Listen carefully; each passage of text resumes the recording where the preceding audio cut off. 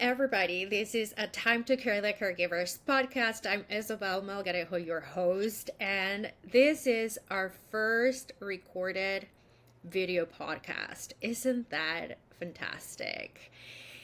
And today, our Karpel is so generous to come here and share with us all her expertise and knowledge. She is a psychologist. She's an expert on ageism. She is the international bestseller of The Passionate Life. Sorry, I was changing your book name. She also hosts a podcast. She is wonderful, and I'm so delighted to have you here. Welcome, Mara. Thank you so much, Isabel. And I'm excited. I didn't know I was on your first video podcast, so this is exciting. Thank you so much for having me. I tested it with myself, but I hadn't tested it with other people, so Okay. Well, it's exciting. Congratulations. thank you. I'm so excited about doing this and see what happens. So I know you're about to launch a book. So tell us a little bit more about that book, what prompted you to write that book, all of the things. Okay, so as you mentioned, I'm a psychologist. I specialize in working with older adults and caregivers. I also do some work with veterans as well, but my focus recently has been on helping caregivers in navigating an ageist healthcare system because after my many years of working in nursing homes and specializing in geriatrics in graduate school, I ended up many years later to be I wouldn't say caregiver, but the advocate for my mom when she was in her 80s and 90s. And she ended up was in the hospital for a whole month with a doctor who really he was not very helpful. He did not want to treat her, even though she had a treatable condition, and kept pushing us to put her into hospice when she wasn't dying and she really wanted to live. She was 91, and he had made that decision based on her age, not really based on her ability to handle treatment, which really was not an invasive treatment. It was just an increase of diuretic to get the fluid out of her lungs. That was basically what she was there for. And I had to really fight along with my brother to get the treatment. We actually went around that doctor and went directly to the cardiologist and told him that she wanted treatment and what was the downside of it. If the doctor's saying she's going to die anyway, why not try it? She wanted to try it. She was very cognitively aware and knew what she wanted.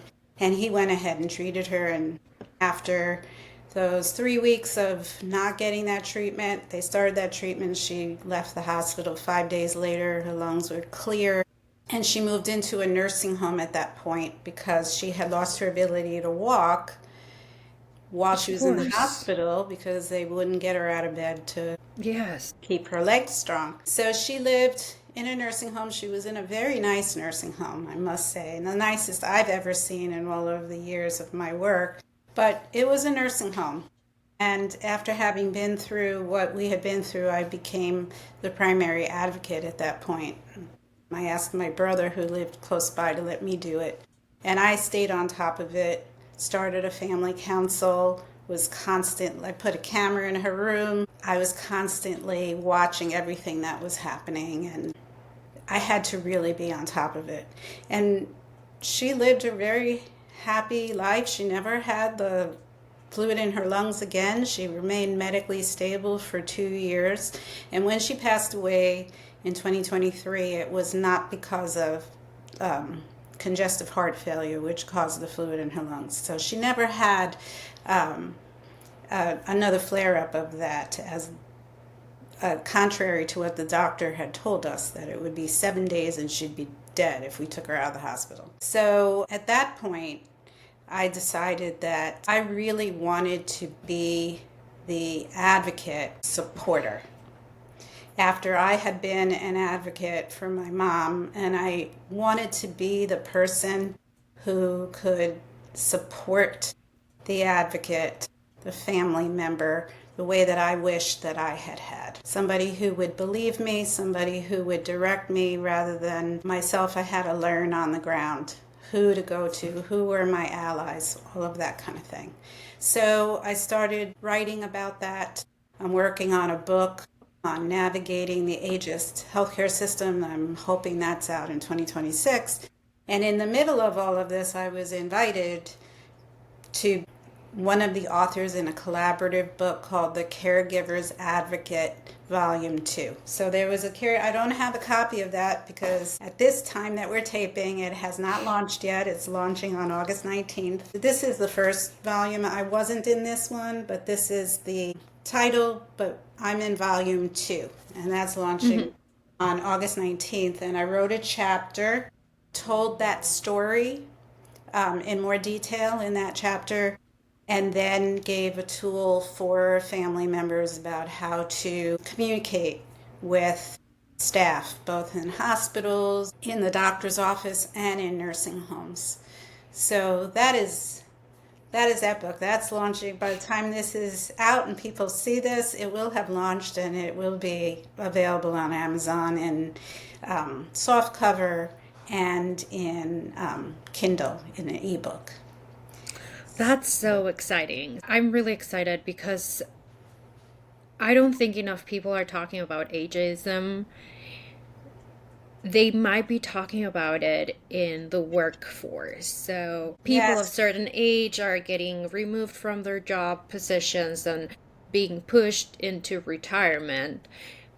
But other than that, we are not conscious that that stigma follow us through life. I was just recently, a couple of days ago, I was talking with my high school friends. We had a very amazing conversation. It was that we were on the phone for 5 hours. Wow. Way into the early morning.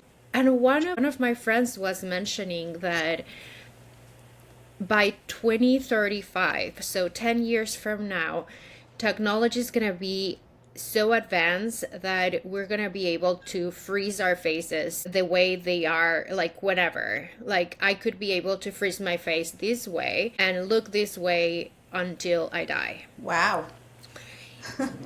And for me in particular, I was like, okay, that is cool. I find that is impressive. But also, we will stop giving value to elder people because we need to look young. And we're still aging. Yeah, and that's really the way it is right now, right? We compliment people because they look young, or we look at that 90-year-old who's doing yoga and standing on their head, and we're just amazed with them, which is, it's great that if I can stand on my head at 90, I'd be really happy, but that doesn't mean that those 90-year-olds who are not capable of doing that and who are looking like 90 years old should be considered any less valuable. But so why do you think this is? I would like to understand what is causing this problem. Well, that's a very interesting question, and I think we have to go into like the whole sociology of our culture. You know, we've moved away from a culture where we took care of our elders and we really looked up to them, right? And certain cultures around the world still do that. They don't have nursing homes because people take them into their own home and they take care of them. But in our society, we've become much more focused on, you know, success and having highly successful jobs and moving around the country. And I moved around the country. I left my home in New York. I moved to Texas. Now I'm in North Carolina. And left my family back in New York. My parents were already aging. And that's like common. And we've put a lot of value in success in the workplace and really moving up the ladder and making money money is like the primary, at this point, it's what we value most in this society. And at some point, you get to the point where you retire, you're not bringing in the money, you're not able to do the things that you used to be able to do. And so those people who are either older or disabled or not capable of being able to move up the ladder anymore, they're devalued. And I think a lot of it is profit driven at this point. Certainly in healthcare. I received my doctorate in 1992. And I started working in a healthcare facility. It was partly a nursing home and partly pain and brain injury. So nobody wanted to work in the nursing home. So they hired me because I said I had a specialty in geriatrics, and I went into the nursing home. And then I moved, that was in Syracuse where I got my doctorate, and I moved to New York City, and I worked in very large nursing homes around the New York City area. And I saw a lot of ageism at that point where people were, put away in these homes and not treated well, but it was better than it had been. So I heard from the 70s when it first started, nursing homes first started in the 70s, where people were warehoused and just kind of put into these homes so their families could do whatever they want to do and live a wonderful life and not have to worry about their elderly family. Completely about this person. And I saw a lot of ageism where doctors were saying, I won't write an order for you to do psychotherapy with somebody in their 80s because what's the point? Oh. Yeah. I mean, I've had a doctor literally say to me, there is no point, they're going to die soon anyway. I had another doctor who the nursing staff really, really wanted this person to be seen for their depression because the medication was not working. And we had a few sessions and she started feeling better because really she wanted to talk, and she wanted to talk about what was making her feel depressed. And she started feeling better just from talking. And it was obvious. And so I ran into that doctor at the nursing station, and he said to me, wow, Mrs. X is doing so much better. I guess talking about her toilet training when she was a child is really helping her. So rude. So rude. And I couldn't say anything because Medicare requires that the doctor signs an order when somebody's in a nursing home for me to be able to see them. So I had to keep my mouth shut or I wouldn't get any other orders. But it started improving over time. I started seeing the medical staff, seeing the value in psychotherapy, and people were feeling better. I had a woman who had chronic pain, and her pain was getting better because it was mostly psychological. She was depressed, so she was in pain. I saw another woman who wasn't very old, but I think she was in her 60s. I'm in my 60s, so that's not old. But she had a lot of pain and they couldn't explain it. And when I talked to her, I realized that she was in trauma because she had been in a coma. And nobody ever talked to her about the trauma of having been in a coma. So we did a little bit of trauma work, just one session, and her pain went away. So that doctor accused me of giving her medication when I don't have a license to give medication. I don't give that. He said, you can't give any medication. You're not a medical doctor. You're a PhD. And I said, I didn't give any medication. I talked to her.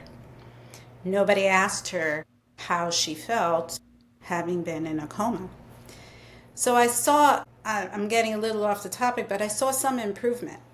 And then I kind of got away myself from working in nursing homes. And after I moved to Texas, I started doing work in assisted living. And then I had a private practice. And it wasn't until my own mother ended up in a nursing home that I was back in that situation.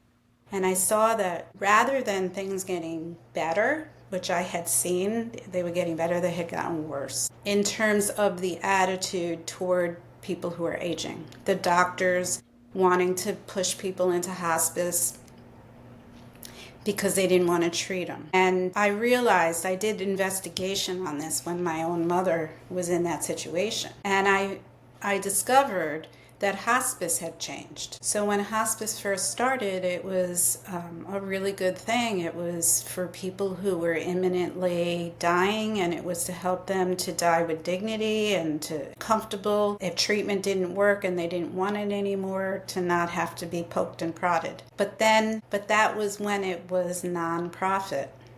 When it became profit driven, these are now privately owned hospices. I would say about 70% of them now are profit driven. Mm-hmm. They started really pushing hospice. And the nursing homes discovered that it saved them a lot of money to have hospice come in and bring in their own people to take care of them. Hospitals, even where my mom was, they like hospice because if there's a chance that the person might die, which can happen. I mean, there was no guarantee that the treatment was going to work for my mom. So she could have died in the hospital. That's a mark against the hospital. Yep. So if they go to hospice, well, they're supposed to die in hospice. So there's no mark against them. In fact, it's a mark against them, even though the hospice sells it as we take good care of them, your family member might graduate and do better, and then they won't need hospice anymore because of all the excellent care we give them, which they make a lot of promises that they often don't keep. My mom would not have gotten that treatment she needed if she went to hospice. But in fact, if people don't die in hospice within a certain amount of time, it's a mark against the hospice. Because Medicare will start coming and looking and saying you're accepting people that are not appropriate.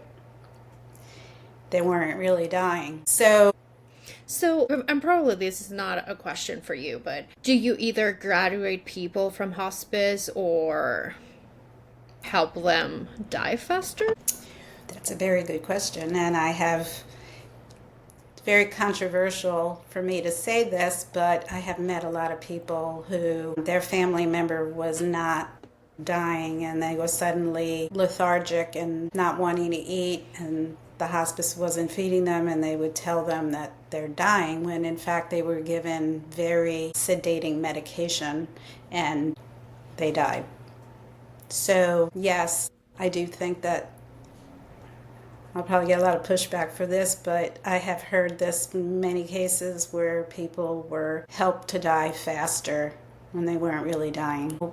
Yeah, you have to follow the money.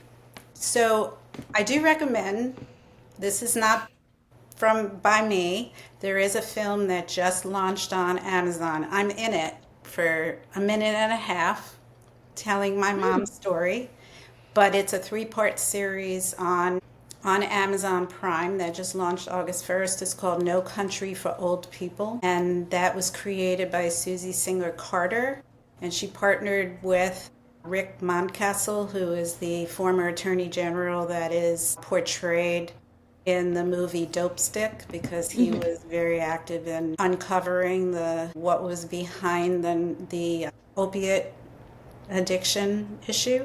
And it's all about Susie Singer Carter's mother was in one of the best nursing homes, supposedly, and she feels that her mom was pushed to die and not treated very well. So she did a whole expose. She did a lot of research on it. So I do recommend it. I'm in the second episode of the 3-part series. And I tell a little bit more detail about what happened with my mom, which I also write about in that book, in that chapter, because that's how the chapters are structured, that we tell our story and then we give a tool. Yeah. But I think part of the issue is, as I mentioned, it's the profit motive, both of nursing homes and hospice, as well as just the medical field in general has become profit driven. Even for me, I discovered that I was almost scammed in paying 3 times the amount that it costs for an ultrasound, a simple ultrasound, because I chose to go to an imaging center that was attached to a hospital, just didn't know. Just moved. So I just found an imaging center and found out they were charging me for not just the ultrasound, but for a hospital visit, even though I wasn't going to the hospital, and for the radiologist to read it, which if you go to a standalone They imaging don't center, charge they for, yeah. just charge you for the ultrasound, which is a third of the price. So healthcare has become very profit driven in general, and older people are looked at as a drain on the system. Yes. So they're not valued, and they're treated like they're just, we have to get rid of you because you're draining our money. If you're that 90-year-old who's standing on their head and taking care of themselves, wonderful. We're happy for you because you're not costing us any money. But if you're in the medical system, you're draining us. And they don't, they're not interested in keeping you going. So, Part of it is also, sorry to interrupt you, part of it is also us. We all have that ageist, like you mentioned, your friends talked about we want to freeze our face so that we look young yeah. in our very youth focused culture. We're not looked at as more valuable as we age when really we gain more wisdom the older we get. I mean, I'm 63 and I think that I know quite a bit more than I did when I was 33. Of course, you gain experiences, and I think people have the same value over time. It's not like you lose or gain value depending on your age. I do think that what we provide to society is different as we age. So when we're kids, when we're babies, young people, we're consuming content, we're learning the world, we're acquiring knowledge of how things work one way or another. And then we become productive. We create solutions to problems that we don't even know they exist. And so we're creating, and then we provide wisdom. Then we coach these younger people with all the knowledge that we acquired throughout our lives. Absolutely. I think people who live and totally surround themselves with younger people all the time are missing out on the wisdom and the expertise of older people. I think, and that was what really kind of inspired me to go into specializing in geriatrics when I was just in my 20s. I was in my 20s in graduate school, and I decided, when everybody was deciding what's going to be your specialty, I said, I want to do geriatrics because I had a grandmother who I really loved sitting and talking to. I was around older people quite a bit.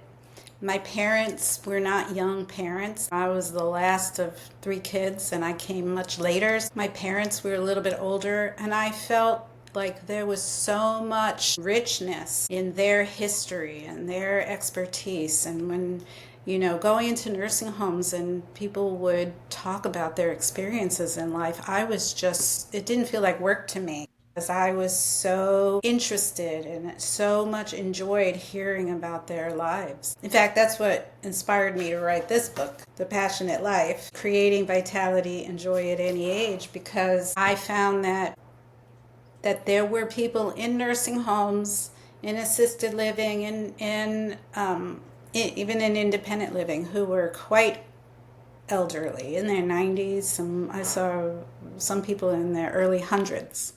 And I found that those people who were really passionate about something in their life were the people who were more resilient and had less tendency to become depressed. So I think that even someone in a nursing home, somebody who's severely disabled, can actually have something in their life that's meaningful that can help them to not be depressed, even if it's just being generous and kind to their fellow nursing home residents or the staff. Yeah. Walking into the nursing home, if one of the residents smiled at me and said, "How are you doing today? It's so good to see you," I felt good. Mm-hmm. So they were actually giving me something. They were making my day feel good. And they felt good because they knew that. Yeah. So, what are some ways in which people can identify ageism? Well, in the medical system, if a doctor says, well, at your age or at your mom's age, we don't want to do anything. We don't want to do any treatment, that kind of thing. That's a sign of ageism, actually. Because a medical decision should not be based on age, because there is so much diversity in someone's ability to handle treatment and how they're going to respond, how they're going to recover within one age group. So you can't base a medical decision based on age. You have to base it on that specific person's medical condition and their ability to handle treatment based on their history. So that's one sign. If someone is in a nursing home and they're just kind of pushed to the side, as I said, my mom was in a good nursing home. She had a lot of really good caregivers, but there were people who filled in who were not so good. And there were times where my mom's request was that between meals, she couldn't walk by herself. She couldn't ambulate by herself. She had to be wheeled to her room. And her request was to go back to her room so she could watch her TV, talk on the telephone, have her cup of water next to her. She had a whole routine. And sometimes she would be left at the table between lunch and dinner. Oh. Or left at the table at dinner until 9 o'clock at night when they went to get her ready for bed. And when I called and said, "Hey, why is my mom still at the dining room table?" "Well, she doesn't go to bed yet." "Okay, but you left her sitting at a table by herself, staring at a wall, where there's nobody around her. When she was yelling out because her speech was impaired from a mild stroke, they just assumed she has dementia. So they just ignored her. Well, my mom didn't have dementia. She was yelling out because she wanted to go back to her room. And even if someone has dementia, you don't treat them that way. Yeah. So that kind of, just treating people like things, like objects, rather than human beings with the same feelings as you and I, because they're older, that's ageism. Assuming someone has dementia because they might have a speech impairment, that's ageism. There's a view that, they must be demented because they're in their 90s. No, not every older person has dementia. So those are some of the... So, where can people find you to learn more about dementia and how to fight against it? About ageism? Yeah. So I have a website, drmarakarpel.com. So it's drmarakarpel.com. And I'm going to be starting coaching in September. Oh, yeah. Yes. Perfect timing. Yes. And I'm also going to have an online course soon after. So people can go to my website, and at the website they can sign up to have a free consultation to see if my coaching is right for you. They can find out about my course that will hopefully, by the time this airs, there'll be information about that. They can find out about my podcast, which we are restarting. We stopped for a while and we're restarting very soon. Hopefully you'll be on it. Thank you. I would love that. And also there are 11 years worth of weekly podcasts that are available to listen to because we started the podcast in 2014. Before they were a thing. Yes. You'll also be able to find this book, information about that, as well as the new book, link to that. And I have a free chapter that people can download from The Passionate Life. They can go to my website and download that. And there's also going to be a free PDF that they can download, which is Living a Passionate Life as a Caregiver. Oh, that's awesome. Yeah, so that's the main place. My website. Also, I have a Facebook page, Dr. Mara Karpel, Your Golden Years, which is the name of my podcast. And I'm on Instagram, Mara Karpel. I'm on LinkedIn, Mara Karpel. And I just started a Substack. And I'm on Medium. Everywhere. You can find Mara everywhere. So Everywhere. go ahead, search whatever fits you best because she definitely has tons of options. And well, thank you so much for coming today. Thank you so much. Thank you so much. I really enjoyed speaking with you.